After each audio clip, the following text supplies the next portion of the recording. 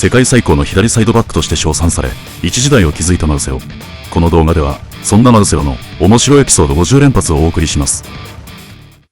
ブラジル、フルミネンセ時代から背番号12でプレーするマルセロ。生まれた日付、親友と同じ背番号と理由を明かしている。後にブラジル代表に選ばれると6番をつけるが、ロシアワールドカップ前にチッチ監督に直談判。代表でもめでたく12番をゲットする。ちなみにチッチ監督が就任した際、もし声をかけたら代表でプレーしてくれるかと電話をもらうと、心の準備はいつでもできていると返したほか、17歳の時に3人掛けの真ん中で20時間も飛行機に乗って、今はいい席に座れるほど代表をやってきたからねとジョークも忘れてない。陽気なブラジル人はファンサービスでも話題に。選手が練習場に車で来るタイミング、いわゆる入り待ちをしていたファンに対し、アセンシオはシャツを上げてグータッチ。一方、マルセロはというと、シャツをぶん投げた。なんとなく許せちゃうと思うのは私だけでしょうか。マルセロといえば神トラップが代名詞の一つ。バイエルン戦で伸びたとめ、ザルツブルク戦でのスライディングトラップ、ライン際トラップなどなど挙げればきりがない。もちろんスパイクを脱いでも余裕なバチクソなブラジル人。ボール以外も格好の遊び道具、モラタと丸めた靴下でリフティングを始めたり、ラグビーボールで遊んだりと、知らない人はフェイクと疑うレベル。ちなみに足ではなく手を使ったジャブリングもお手の物。ただマルセロだからなと正直驚きはそんなになくてじわあります。そんなマルセロはリオデジャネイロで生まれる。毎日早朝から公園でサッカーに明け暮れる6歳の頃、公園には1ドルおじさんという謎の人物が、何でも公園に来たドライバーに1ドルと駐車料金をせびるといい。実はそのおじさん、子供たちがサッカーで遊べるように人払いをしてくれていた。他の動画で紹介したゼズスやビニシウスのように、ワールドカップが近づくと街の至るところで絵を描くのがブラジルの伝統。マルセロは子供の頃、道路にロナウドの絵を描いている。9歳でフットサルチームに入ると、送り迎えはおじいちゃん。ガソリン代などの負担が厳しくなると、おじいちゃんはバスのチケットを買うために車を売った。そんなのの思いのおじいちゃんの口癖は、うちの孫は寮で最高の選手だ。誰にも止められない。また、一番よく覚えているおじいちゃんの口癖は、俺を見よ、ポケットには1ドルもない。だけどこの上なく超幸せだ。という、なんか哲学的なもの。15歳でフルミネンセにスカウトされ、週末だけ実家に帰る生活を送る。ある時、練習ばかりで嫌になったマルセロは、おじいちゃんに車中で相談。すると、ここまで2人でやってきたじゃないか、と説得される。いつの日か、マラカナンスタジアムでプレーする姿が見たいんだ、という言葉が刺さり、マルセロは辞めることをやめた。それから2年後、マラカナンのピッチに立つことになるマルセロ。スタンドには、この日が来ることを信じて疑わなかったおじいちゃんの姿があった。後のチャンピオンズリーグ決勝では、自身のゴールで勝利に貢献し、キャリア初のチャンピオンズリーグ優勝を果たす。おじいちゃんが、マルセロの写真や記事のスクラップを保管している木製のキャビネットに、また一つ、記念品を増やすことができた。ちなみにマルセロは、16歳までチャンピオンズリーグの存在を知らなかった。明るい照明と、綺麗な芝生を見て、これ、どこのリーグと横にいた友達に聞いた。2014年、ブラジル代表として母国開催のワールドカップを戦うさなか、おじいちゃんが息を引き取ったという訃報が届く。スコラリ監督はマルセロの離脱を許可をするが、チームに残ることを決断。後の短編自伝で、おじいちゃんとは悪い思い出が全くない。僕が幸せなのを見て嬉しがっていると思う。と語った。そしてこの短編自伝の最後は、この上なく超幸せさ、で締めくくっている。18歳の頃、チェスカ・モスクは、セビージャ、ユベントスから獲得オファーが届く。セビージャとはクラブ間合意にいたが、マルセロ本人の希望でレアル・マドリードへ移籍する。なお、スペインに飛んだ日、話をするためだけと思っていたが、契約、メディア発表と、マルセロ少年にとってはわけわかめだった。よく見ると、半分困惑している感じの顔にじわあります。レアル加入初日に、憧れのロベカルが近づいてきて、困ったことがあったらいつでもいい。と電話番号を渡され、最強の怪物を味方につける。入団間もなく、途中出場でリーグ戦でデビュー。レアル1年目のシーズンは、6試合の出場にとどまる。そして、シーズン終了後、経験を積ませようとレンタルの話が、サインさせようとする関係者に、サインしなければここに残れるんだよね。ここで経験を積むことにするよ、と答え、お礼を言って去った。2008年、元モデルのクラリス・アウベスと結婚。実は親友の妹で、その親友に仲を取り持ってもらおうとするが、断られる。さらに周りからも、美人だから相手にされない、と言われていた。結婚の翌年に長男エンツ君が誕生。ちなみに、名前はジネディーヌ・ジダンの息子と同じ。エンツ君はレアルの下部組織に入団、マルセロと同じ12番を背負う。パパセロはたびたび SNS に動画を上げており、ゴールはもちろん、パパセロにも負けないシャペルなど見せまくり、ちなみに、小さい頃、レアルのロッカールームでは、ヘディングバケツチャレンジにも成功。最近では、スペイン U15 代表として、日本などに勝利し、初の国際タイトルを獲得している。もう一人の息子、リアム君は、父親譲りのダンスで見せる。毎年、マルセロ一家はデコケーキで誕生日のお祝い。ちなみに、チャンピオンズリーグに遊びに来た時には、バチクソな高い高いをしてもらう。なお、妻クラリスも高い高いが得意。10年2月、テネイフェ戦。タッチライン際のパパセロはルーレットで相手をかわし、ノールックパスでアシストを記録。この動画が8年後に SNS に上げられると、娯楽に満ちたサイドバック、ロベカルモエ、トシオさんが集まった一方、アフロじゃないから誰だかわからなかったと言われてしまう。ちなみにマルセロはアフロの一部をインスタに投稿したことがある。2011年チャンピオンズリーグ準々決勝のトッテナムとの試合で、前半早々にクラウチが2枚目のイエローで退場。このことを振り返ったクラウチは、彼はレッドを喜んだあの時ほど人を殴りたいと思ったことはないと語り、生涯の恨みを買ってしまう。状況はパスカットですが、6点ほど寛容だったらよかったですね。一方で、嘘がつけない一面も。チャンピオンズリーグ準々決勝のバイエルンミュンヘン戦で、ハンドにならなかったジャッジが話題になる。試合後メディアに聞かれると、手に当たった、とあっさり答える。続けて、その時、僕はレフェリーと話さないようにしてた、と語る。11年5月のビジャレアル戦。チックキックではザーリのゴールを決めると、ゴールセレブレーションは爆中からのダンス。マルセロの全てが詰まったゴールシーンに、サポーターは熱狂した。一方、日常動作が苦手なマルセロ。水を飲もうとするもペットボトルが開かないという、脳筋っぷり。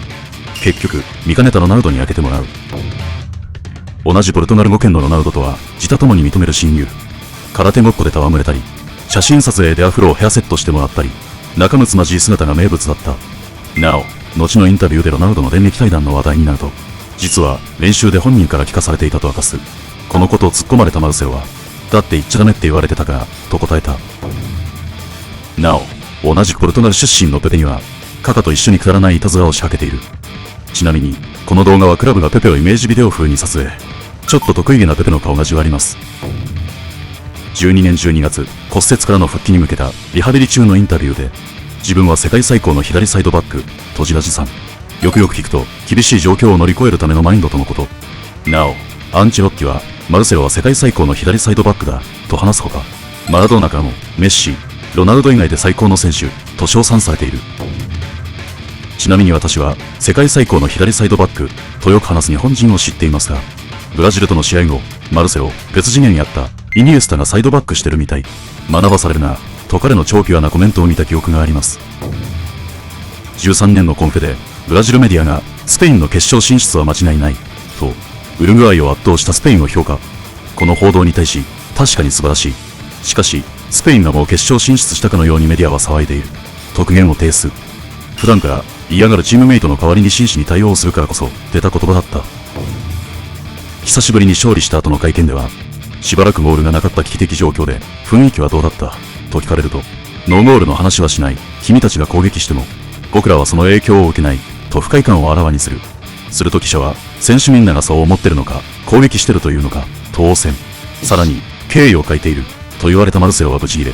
どこがだ、僕はいつもこの場で話をしてるじゃないか。自分たちは人間だし、失敗もするが努力している。と正論を真っ向からぶつけた。ブラジルワールドカップ、記念すべき大会初ゴールを決める。しかし、ゴールしたのは自陣のゴール。なお、ワールドカップで大会第1号がオウンゴール、というのは史上初だった。この時、誰よりも信じられない、という顔のマルセロにじわります。準々決勝でコロンビアと対戦したブラジル。ネイマールが、背後から相手選手に膝蹴りを食らい、重傷を負ってしまう。エースを失ったブラジルは 2-1 で勝利するも、準決勝ではドイツに 1-7 で惨敗。一方で、ネイマールの負傷シーンに映る、マルセロを見たネット民からは、ネイマールをガチで心配する唯一の人、聖人、ザオリク、と、ネタにされてしまう。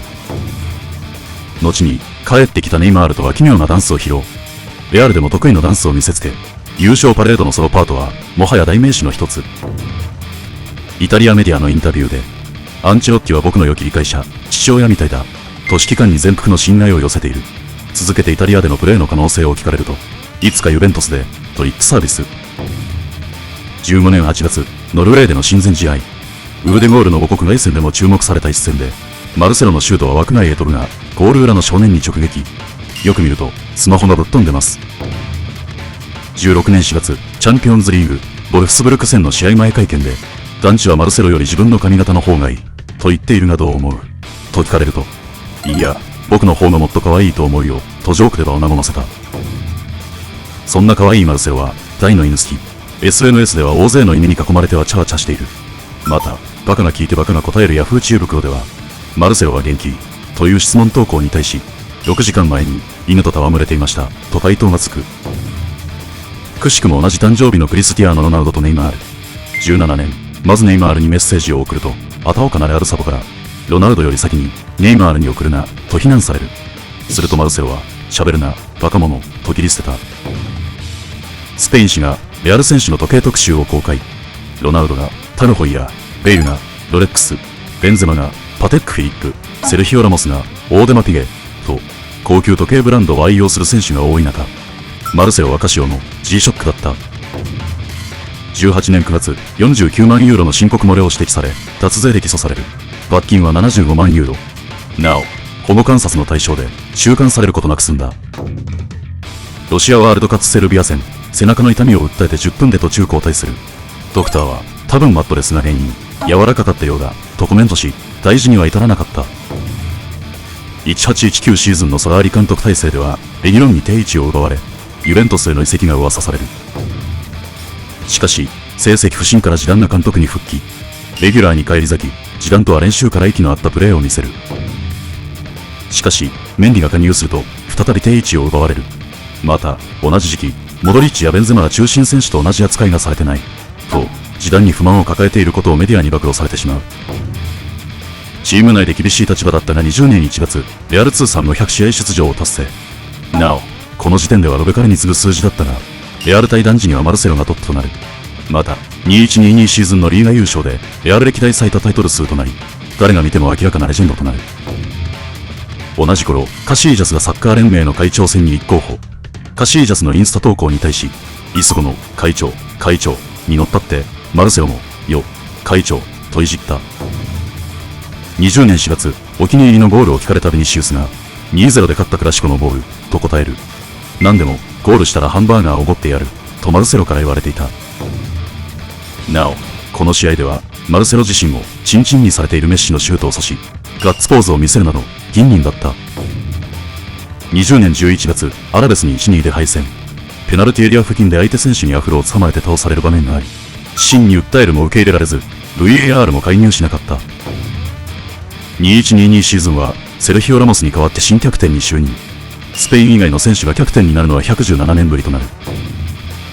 ちなみに過去、マルセロが途中交代する際、キャプテンマークをイスコに渡そうとすると、カルバハルに渡すよう言われて拒否される。これについて聞かれたマルセロは、理由はわからない、としょんぼり。